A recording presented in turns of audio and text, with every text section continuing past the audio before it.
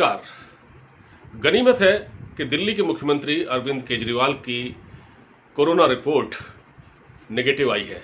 वो आइसोलेशन में थे, मगर इसका मतलब ये कतई नहीं है कि दिल्ली में कोरोना का खतरा कम हो गया है, बल्कि अब ये और बढ़ेगा। अगर हम मनीष सिसोदिया की बातों पर यकीन करें तो उन्होंने जो बातें कही हैं वो बहुत डराने वाली हैं।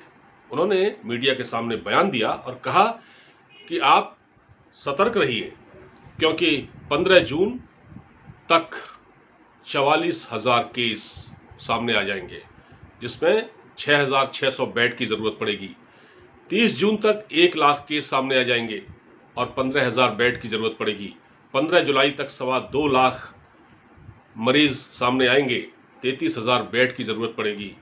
31 जुलाई तक 5.5 लाख केस सामने आएंगे और 80,000 बेड की ज़रूरत पड़ेगी।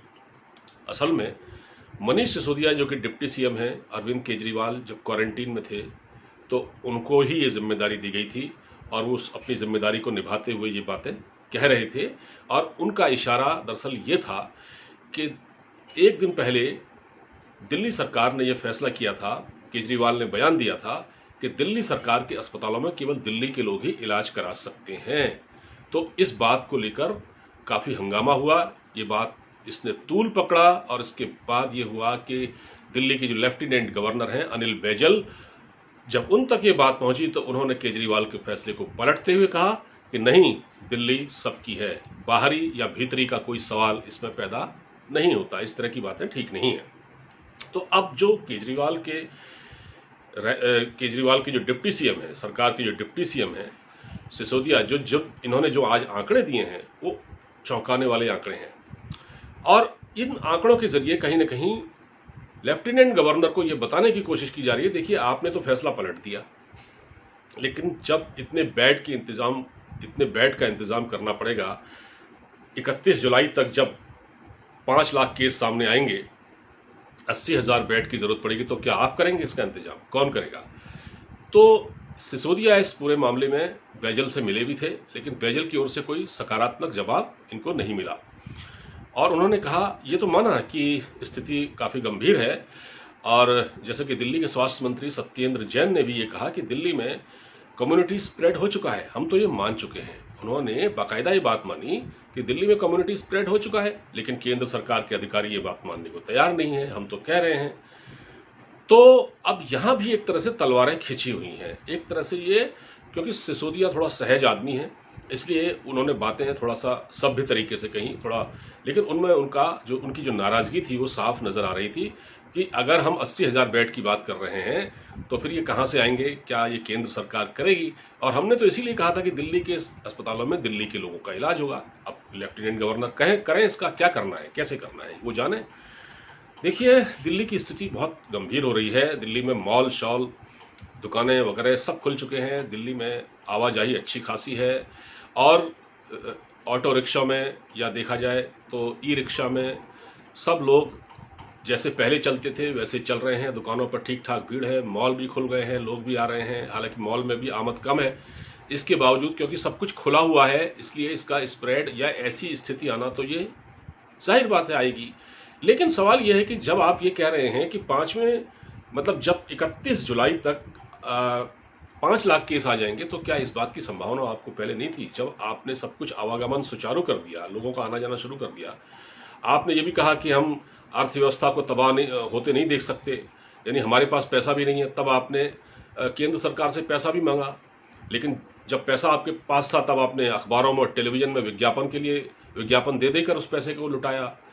अब आपके पास पैसा नहीं है, अब आप कह रहे हैं कि साहब हम बेड का इंतजाम नहीं कर सकते, हम बेड कहाँ से लाएं? ये वही लोग हैं जो मार्च तक ये कह रहे थे कि नहीं, हम तो हैंडल कर लेंगे, हमारे पास सारे इंतजाम है, हम तो कर लेंगे। तब शायद 101 मरीज होते होंगे उस समय, और इन्होंने कहा कि ठीक हम कर लेंगे, लेकिन आज ये लोग हाथ खड़े कर रहे हैं। अब सवाल ये है कि दिल्ली के लोग क्या करें, क्योंकि यहाँ पर तो जिनके पास पैसा नहीं है, एक तो आम आदमी कोरोना से भयभीत है और उसके पास पैसे नहीं है, बेरोजगारी की ये स्थिति हो गई है दिल्ली के अंदर। अब किसी को संक्रमण हो जाता है, वो अस्पताल पहुंचता है तो उसको बेड नहीं मिलते। अब क्या हुआ कि जब इसकी शिकायत हुई कि बेड नहीं मिल रहे हैं, लोगों से ब्लैकमेलिंग की जा रही है, तो ब्लैक मार्केटिंग की जा रही है, तो क्या हुआ कि वो एक ऐप तैयार किया दिल्ली सरकार ने। उस ऐप से ये था कि लोगों को सुविधा मिलेगी ये देखने के लिए कि कहाँ कहाँ बेड हैं, कहाँ नहीं है। तो उस ऐप ने भी गलत जानकारी देनी शुरू कर दी।